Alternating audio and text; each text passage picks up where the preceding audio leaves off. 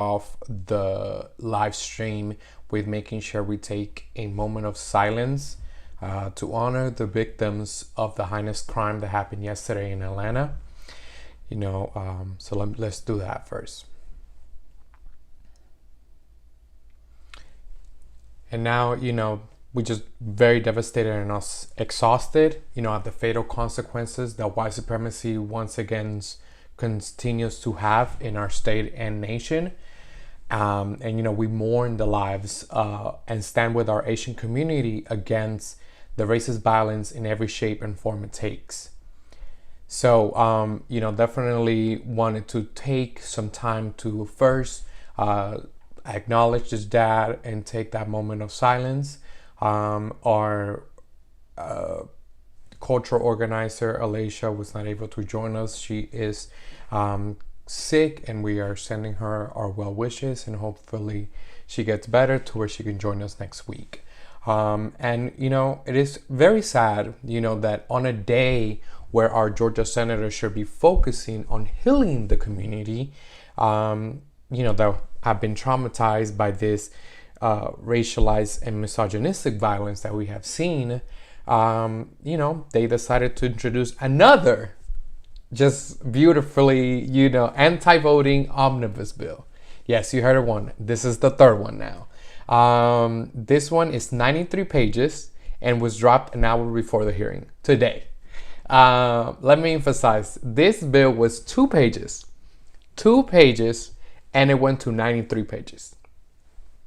Let me just say that, just the transparency is atrocious and is just very deliberate how they're doing things. This bill had nothing, was just a simple bill on, just not sending absentee ballot applications, and now has turned to something totally different, and now will affect, how we Georgia voters go out and vote.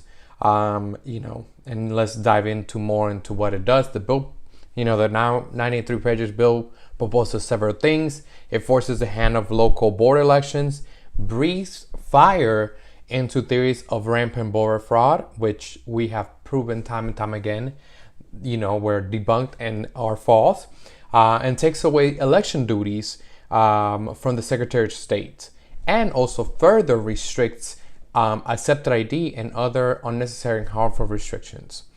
Some of these, the harm of restrictions is that it prevents larger counties from offering weekend voting, ban land warming, and will even allow people to initiate unlimited number of voter challenges. With these challenges, you see that what that tax that they're doing, there's very deliberately, and would always, what is targeted at certain communities. So we're just very concerned about how this bill will affect. This is a typical example of a, bait and switch, where, the bill was crossed over because of how simple it was, and now has been turned into a 90+ page bill. Voter challenges that are going to be brought by this are already an issue, but this bill would legitimize the falsehoods that have been regurgitated since the runoff election, since November, and consequently also in the runoff election. It's just very sad that now we see that this bill, Senate Bill 202, is slowly turning into Senate Bill 241.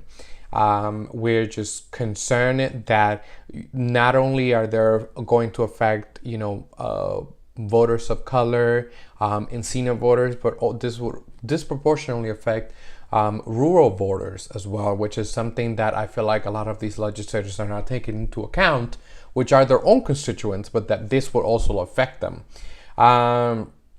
This bill would just have devastating consequences for rural communities, working people, minorities, seniors, and many others without access to voting places.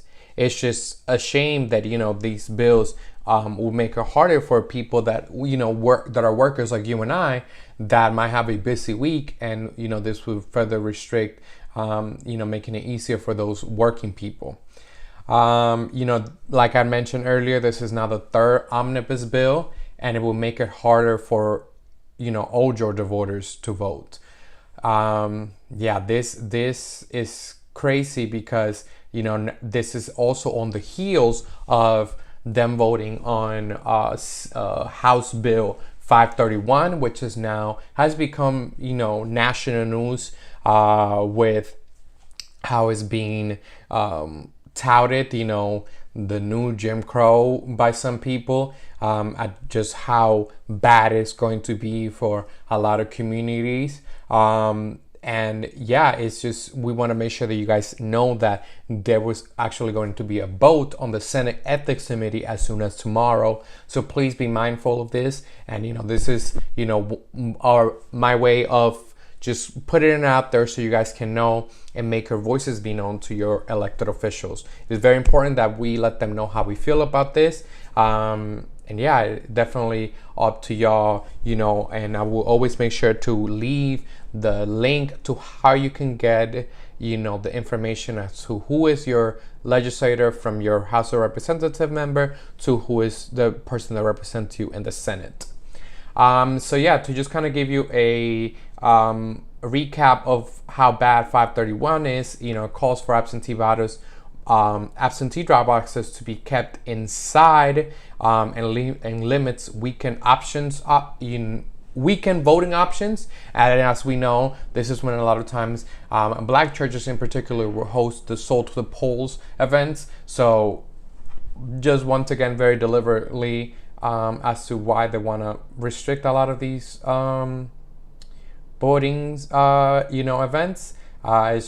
It's crazy because, you know, not only would this affect, like I mentioned, you know, they want to purposely affect urban communities and, you know, the large metropolitan counties, but it would also, you know, in the same token, affect these smaller counties by not giving them options to cater to these people that might be, you know, workers that don't have option to go vote from 7 to 7. You know, they would not be able to make it. So it's just